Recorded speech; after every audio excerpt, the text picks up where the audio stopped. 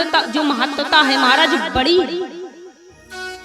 बोले इसलिए इसे सुनाने वाला भी महाराज महान होना चाहिए, सुनने वाला भी महान होना चाहिए।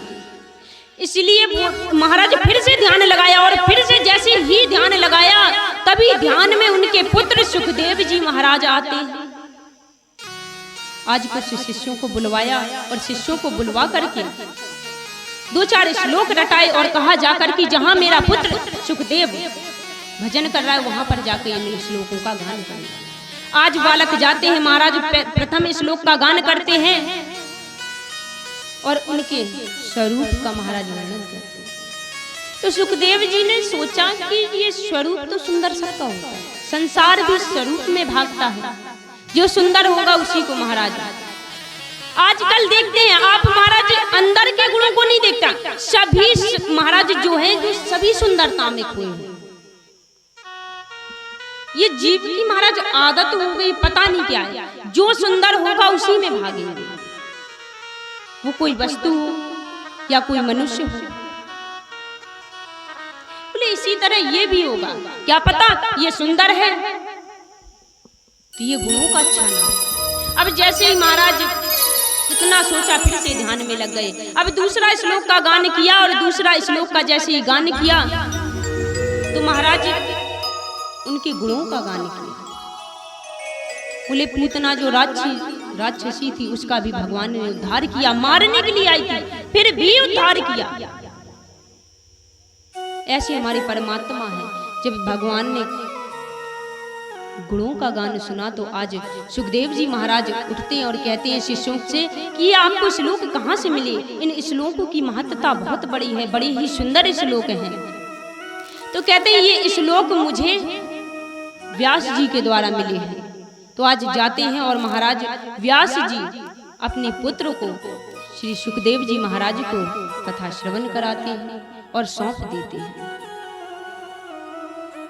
अब यहाँ पर महाराज कथा होती है, तभी जो सूत जी महाराज से प्रश्न करते हैं सनकादि की महाराज ये तो हुई वेदम व्यास जी की कथा, आप ये बताइए जिसे श्रवण की थी परीक्षित का जन्म बताइए। तो कहते हैं सुनो संतों, परीक्षित का जन्म आइएगा। परीक्षित के जन्म के पहले एक छोटा सा भजन, इसके बाद हम कथा में प्रवेश करेंगे।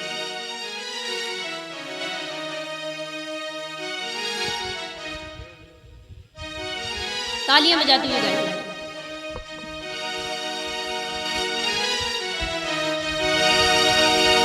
ले चल अपनी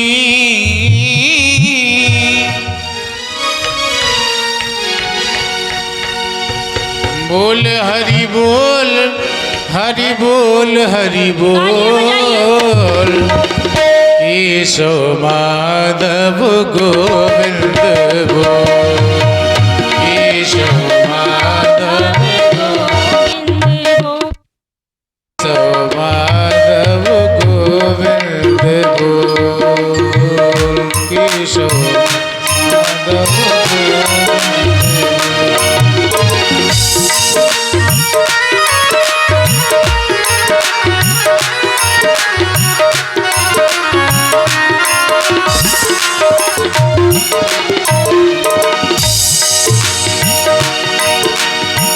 शबरी अहल्या सदन कसाई, शबरी अहल्या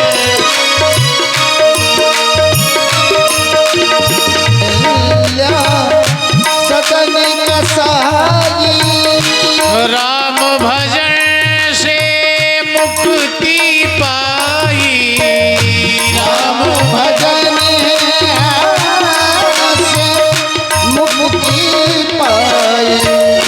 नाम की महिमा है अनमोल,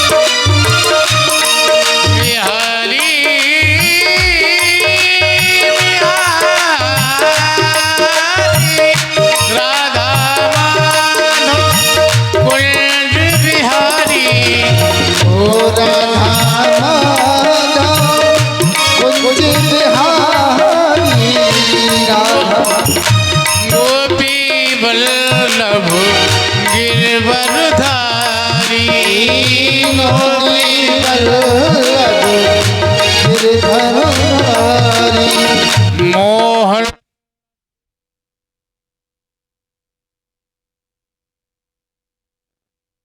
हरि बोल हरि बोल केशव माधव गोविंद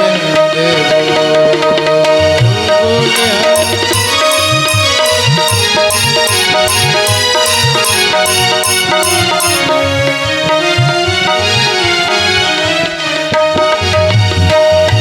राम भजन में मुक्ति न होवे राम भजन में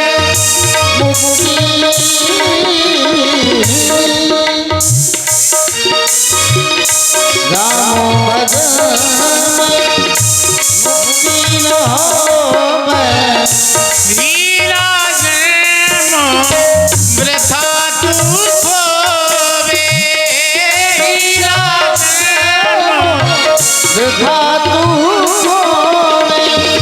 राम रसायन पीले घोर जन्म गवाता क्यों बने मोर ये सब माधव गोविंद बोल हरि बोल हरि बोल हरि बोल ये सब माधव गोविंद ये सब माधव गोविंद बोल हरि बोल हरि हरि हरि बोल हरि बोल हरि हरि हरि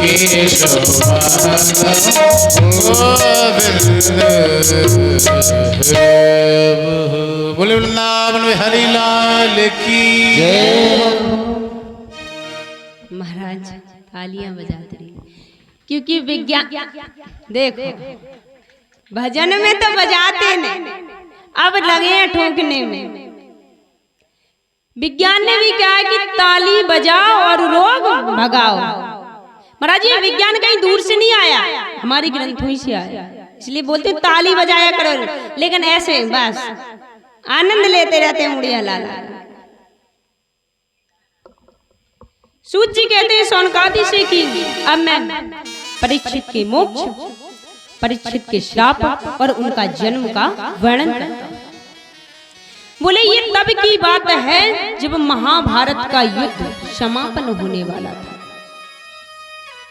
कौरवों में केवल 3 बचे थे और पांडवों में महाराज 7। कौन? बोले कौरवों में महाराज कृपाचार्य, अश्वत्थामा, कृतवर्मा, और महाराज पांडवों में केवल पांडव, कृष्ण और सात्विकी। बोले वर्णन आता है महाराज कि गंगा पुत्र भीष्म ने महाराज 10 दिन तक युद्ध किया था और द्रोणाचार्य ने महाराज 5 दिन तक। बोले कर्ण ने महाराज 2 दिन तक और आधे दिन तक शैल्य ने, और बोले आधे दिन तक भीम और दुर्योधन में युद्ध हुआ था। बोले जब दुर्योधन की जंघा को महाराज भीम ने तोड़ दिया, आज रणभूमि में महाराज दुर्योधन पड़ा है, रो रहा है, बिलख रहा है, तभी वहां पर महाराज अश्वत्थामा का प्रवेश होता है। अश्वत्थामा ने देखा, कहने लगा हाय हाय महाराज, मैंने देखा है आपका ठाट बाट, 10-10 हजार रानियां आपके पीछे भगती थी, दासियां सैनिक पीछे पीछे चलते थे, आज आपकी ये दशा। मैंने पहले ही कहा था कि अगर आपने सेनापति मुझे बना दिया होता तो आज आपको ये दिन नहीं देखना पड़ता। महाराज अश्वत्थामा भी बड़ा चालाक, मरते टाइम भी महाराज जो दुर्योधन था, मरते टाइम भी महाराज अपनी भलाई की बात कर रहा है उससे। बोले अगर महाराज आपने ये मुझे सेनापति बना दिया होता ना तो आपको ये दिन नहीं देखने पड़ते। तो दुर्योधन कहता है कि सुनो अश्वत्थामा, मुझे दुख इस बात का नहीं कि मैं हार गया हूँ, ना ही दुख इस बात का है कि मेरे सारे भाई मर गए हैं, और ना ही दुख इस बात का है कि मेरे जाने के बाद मेरे ही राज्य में ये राज्य करेंगे। अरे दुख तो मुझे इस बात का है कि हम सारे मारे गए परंतु पांडवों में एक भी नहीं मरा, इस बात का दुख है। और महाराज यही दुख पूरी दुनिया को सताता है। किसका? कि एक दूसरे का कोई सुख नहीं देता महाराज। कोई जरा भी आगे बढ़ने लगे तुरंत ईर्ष्या पैदा हो जाती, तुरंत जलन होने लगती है। ये संसार की विडंबना है। आज दुर्योधन को भी यही है, मरने का दुख नहीं है महाराज, उसे दुख इस बात का है कि पांडवों में एक भी नहीं मरा। ये हाल है। तो कहते हैं अश्वत्थामा तो बड़ी बड़ी बातें कर रहा है, एक काम कर, आज से तू सेनापति और जा मेरे अपराधियों का वध कर दे। अरे किसी का कर या ना कर लेकिन भीम का जरूर कर। अब महाराज अश्वत्थामा गए। अब अश्वत्थामा ने सोचा बड़े बड़े भीष्म पुत्र, हाँ गंगा पुत्र भीष्म आदि, इन्होंने तो मार नहीं पाया। अरे मारने की बात छोड़ो, बाल बांका भी नहीं कर पाए, फिर तो हम तो साधारण मनुष्य हैं, हम कैसे मार देंगे? बोले मैं कैसे मारूंगा? तभी उसकी नजर एक पेड़ पर पड़ती है। क्या देखा पेड़ पर? एक जो उल्लू है ना महाराज, वो रात के समय महाराज सभी पक्षियों का शिकार करके खाता है। उसे उल्लू की नीति बड़ी अच्छी लगी। अब बोले यही नीति अपना करके मैं पांडवों का वध करूंगा। अभी यहाँ पर महाराज पांडव बड़े खुशी थे, क्यों? क्योंकि युद्ध जीत चुके थे, उत्सव चल रहा था। तो भगवान ने उस रात्रि पांडवों को वहीं पर रोक दिया। अब अश्वत्थामा गया महाराज रात्रि के समय, और शिविर में पांडव के समान पांडव के 5 पुत्र पड़े हुए थे। 5 पुत्रों के महाराज नाम आते हैं।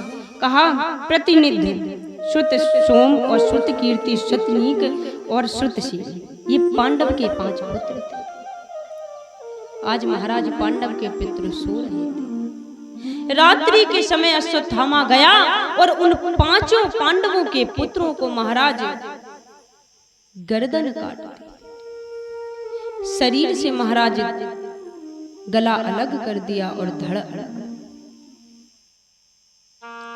और ले जा करके महाराज दुर्योधन को पकड़ा दिया। बोले महाराज आप बड़ी बड़ी बातें करते थे, देखो तुमने एक की बात की थी, मैं 5 का सिर लेकर के आ गया। अब महाराज दुर्योधन बड़ा प्रसन्न हुआ। अब दुर्योधन इतना प्रसन्न हुआ महाराज, बोले जल्दी करो, जल्दी से मुझे भीमसेन का सिर दे दो। अब महाराज जल्दी जल्दी उसने भीमसेन का सिर दिया, और दुर्योधन इतना खुश है महाराज उस सिर को दबाने लगा, और जैसे ही दबाया महाराज वो सिर फूट जाता है। जैसा ही महाराज सिर फूटा, समझ गया दुर्योधन कि भीम इतना कमजोर तो नहीं था।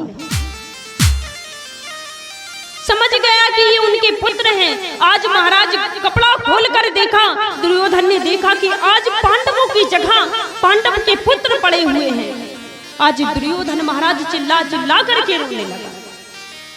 कहा कि अरे दुष्ट, तूने ये क्या किया? अरे तूने तो मेरे कुल को, मेरे पुरखों को पानी देने के लिए नहीं छोड़ा। अरे कि यही तो थे, सारे कुल का तो विनाश हो ही चुका है, वंश का विनाश तो हो ही चुका है, कि यही तो थे जो पानी देते, तूने इनको भी मार दिया। आज महाराज दुर्योधन बड़ा रोता है, और रोते रोते महाराज उसकी मृत्यु हो जाती है। कहते हैं कि दुर्योधन को वर्णन आता है कहीं कहीं कि दुर्योधन को श्राप लगा था। बोले नारद जी ने श्राप दिया था महाराज कि दुख और सुख एक साथ अगर व्यापेंगे तो आपकी मृत्यु हो जाएगी। आज दुर्योधन रोते चिल्लाते महाराज प्राणों को त्याग देता है, और यहाँ पर मैया द्रौपदी को किसी ने बता दिया कि आपके 5 पुत्रों का वध हो। विचार कीजिए, जिसके महाराज पांच पांच पुत्र एक साथ मरे हैं, आज उस पर क्या बीतेगी।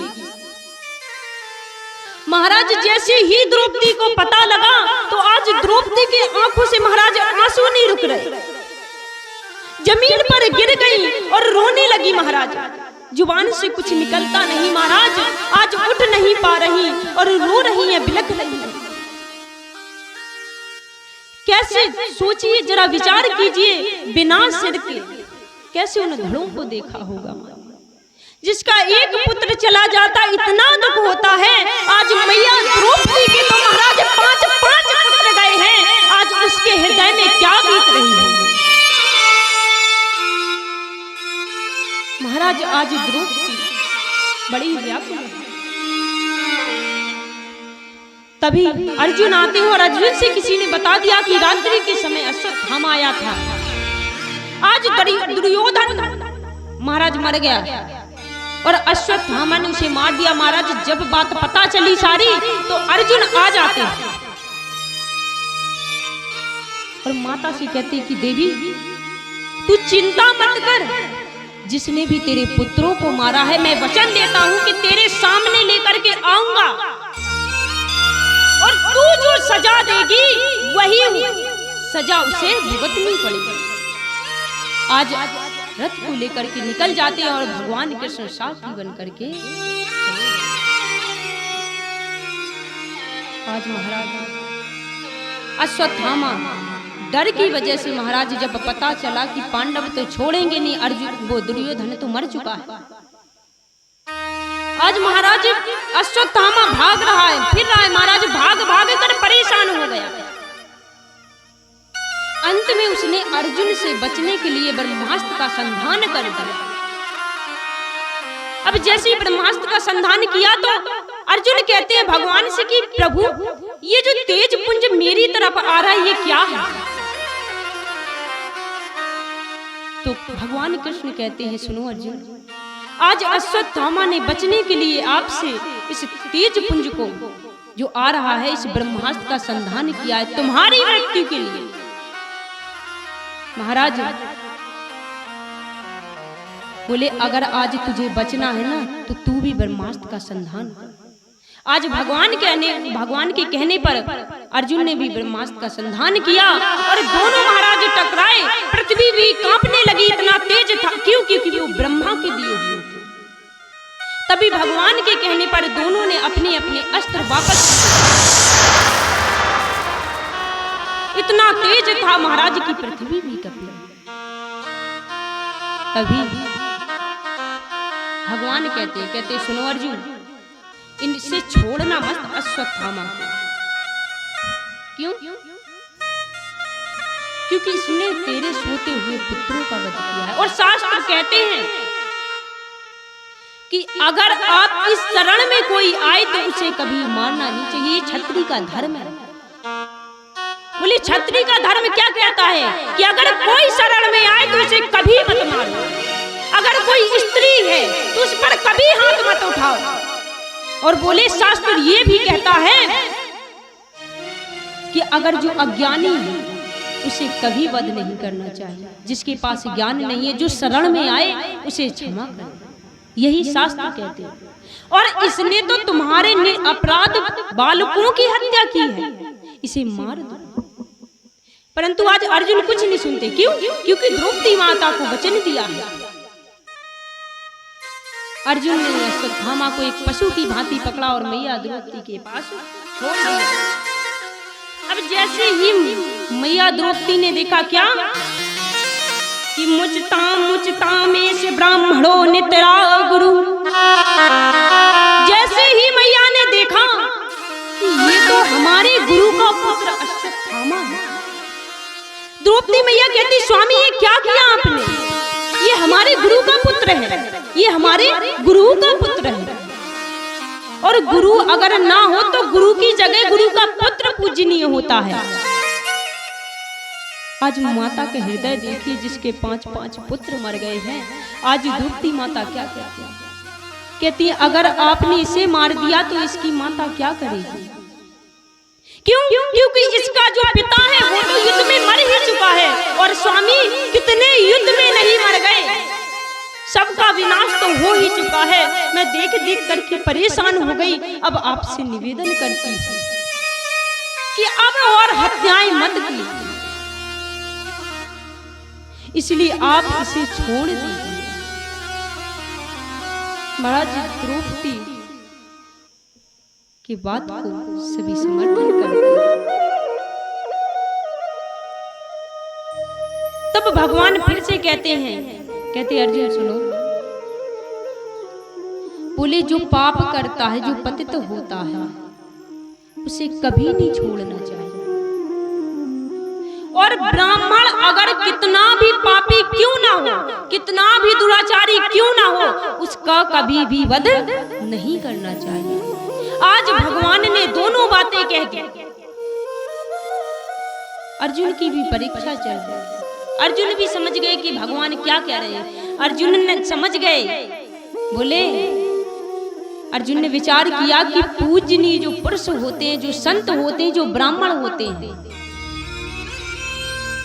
महाराज जो पूजनीय पुरुष होते हैं ना, उनका महाराज वध करने की आवश्यकता ही नहीं पड़ती। केवल उनका अपमान ही कर दो तो उनकी मृत्यु के समान हो जाता है।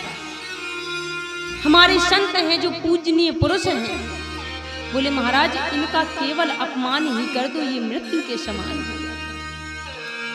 अर्जुन समझ गए और अर्जुन ने महाराज अश्वत्थामा की आधी दाढ़ी मूछें निकाली और जो मस्तक पर मणि थी उस मणि को भी निकाल लिया। और महाराज उस मणि को निकाले, बोले उस मणि की महिमा क्या थी। उस मणि की वजह से कभी भी अश्वत्थामा को बुढ़ापा नहीं आता था, कभी भी भूख प्यास नहीं लगती थी।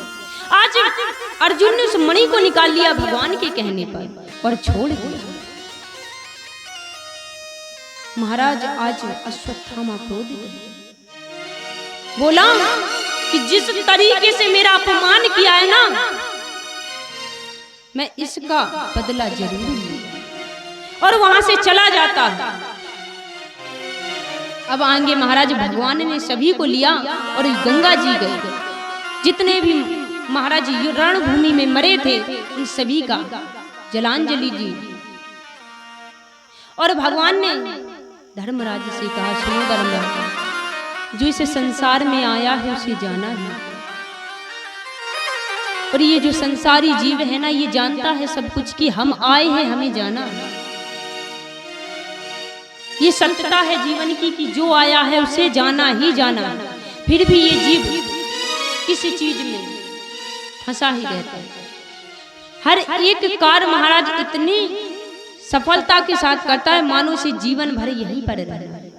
केवल एक कार्य छोड़कर भगवान का भजन छोड़कर के। और यही सत्यता है, हम सबको जानते हैं। फिर भी हम घर मकान और पुत्रों में, मैं ये नहीं कहती कि पुत्रों में मत लगिए आप, अरे संतान है वो भी हमारा धर्म है, पर धर्म ये भी तो कहता है कि भगवान का भजन करो। जिस तरीके से आपका कर्तव्य आपका घर चलाना है, उसी प्रकार से आपका कर्तव्य भगवान का भजन करना भी तो है। आप दोनों कार्य करिए। भगवान ने कहा मुझे आज्ञा दीजिए। आज महाराज भगवान जाने लगे। तब धर्मराज युधिष्ठिर ने महाराज घोड़े हाथी वाहन आदि सजवाए और महाराज जाने लगते हैं। तभी सारी प्रजा आज व्याकुल है। क्यों? क्योंकि जहां से भगवान जा रहे हैं वहां से किसे सुख होगा। सभी छोड़ने आए भगवान को। कोई विचार कर रहा है कि प्रभु एक दिन के लिए रुक जाएं, पर रुक जाएं। किसी की आंखों में आंसू है महाराज, तो कोई कुछ भेंट लेकर के आया है। अब प्रभु सबके लिए महाराज सबके दुख को दूर करने के लिए प्यारी सी मुस्कान छोड़ रहे हैं। तेरी मंद मंद मुस्कानियां पे बलिहार सौंप। अब जैसे ही भगवान ने रथ में पैर रखा तो भगवान ने क्या देखा कि कोई स्त्री वहां से दौड़ती हुई आ रही है। भगवान ने देखा कि जब पास आई तो भगवान ने देखा कि ये तो अभिमन्यु की महाराज पत्नी उत्तरा। भगवान ने देखा कि अश्वत्थामा ने जो उत्तरा थी उसके गर्भ में बालक था महाराज। आज अश्वत्थामा ने महाराज बदला लेने के लिए ब्रह्मास्त्र का संधान कर दिया। वो स्त्री चिल्लाती हुई आती कहती है, पाहि पाहि महायोगिन देव देव जगत पते नान्यं तद्वयं पश्यै यत्र मृत्यु परस्परम।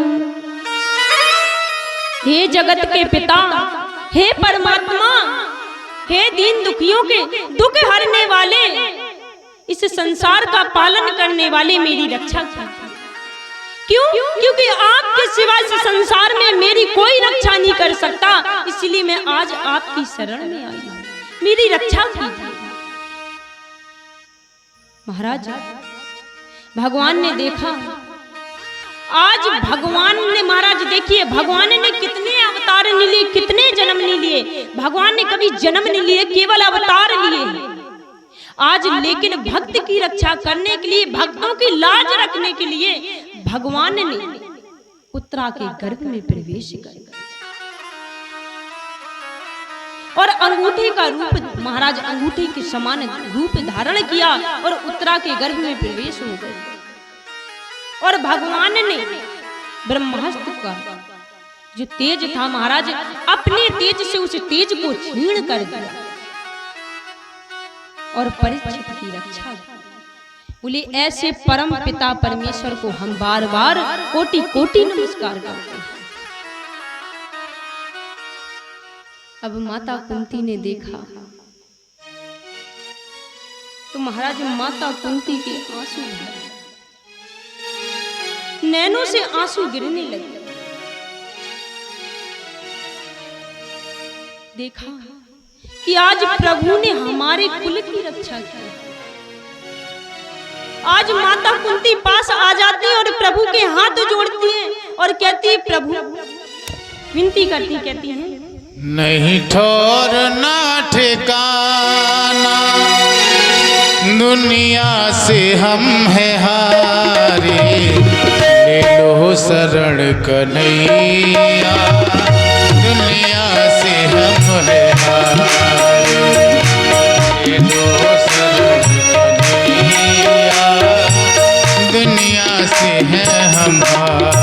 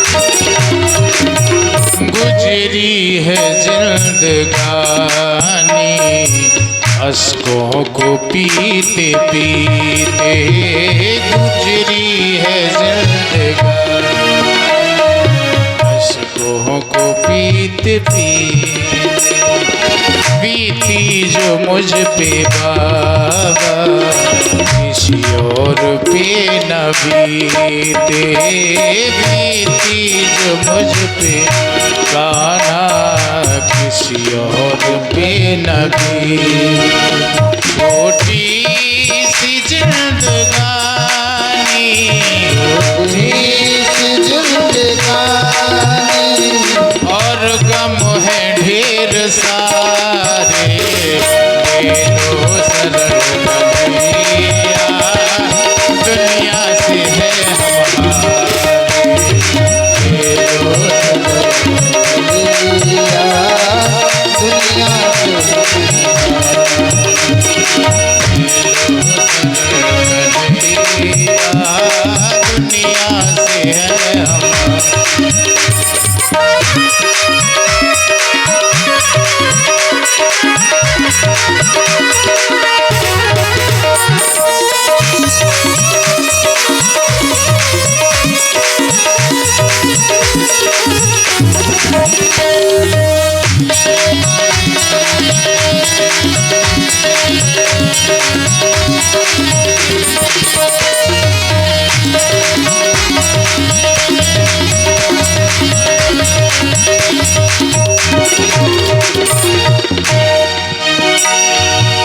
अब तक निभाई मैंने जिन से भी रिश्तेदारी, अब तक निभाई मैंने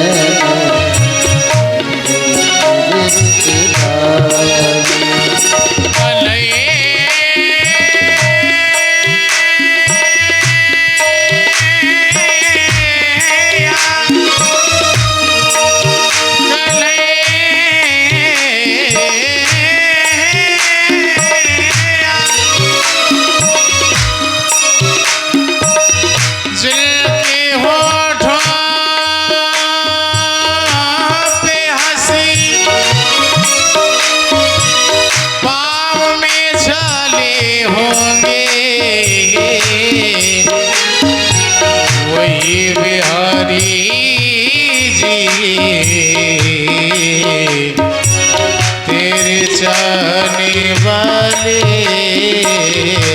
होंगे। तुम जाओ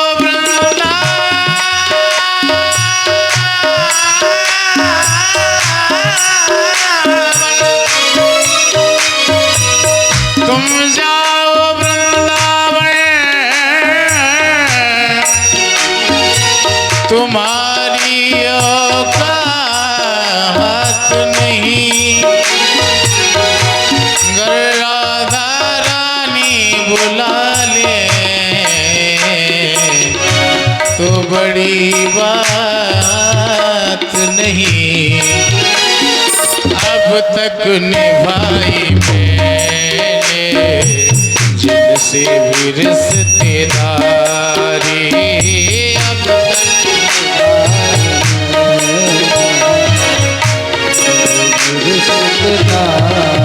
ये लिख ले वही कन्हैया सुख चैन की पुजारी, निकले वही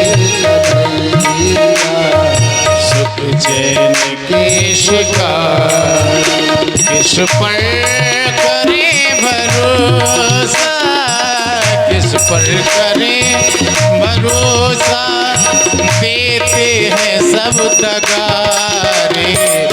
ले लो शरण कन्हैया, दुनिया से हम हारे। ले लो शरण कन्हैया,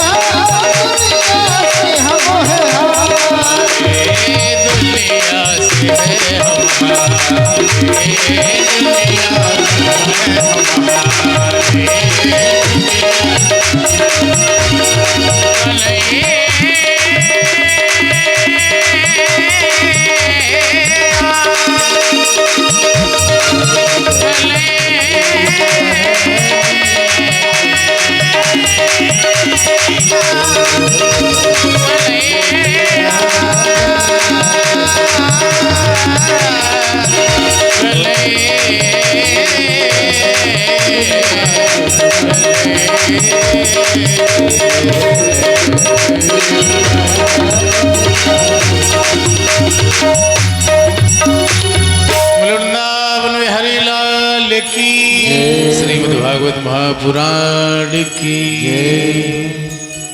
प्रेम से बोलिए एक बार राधे, आवाज निकाल लीजिए।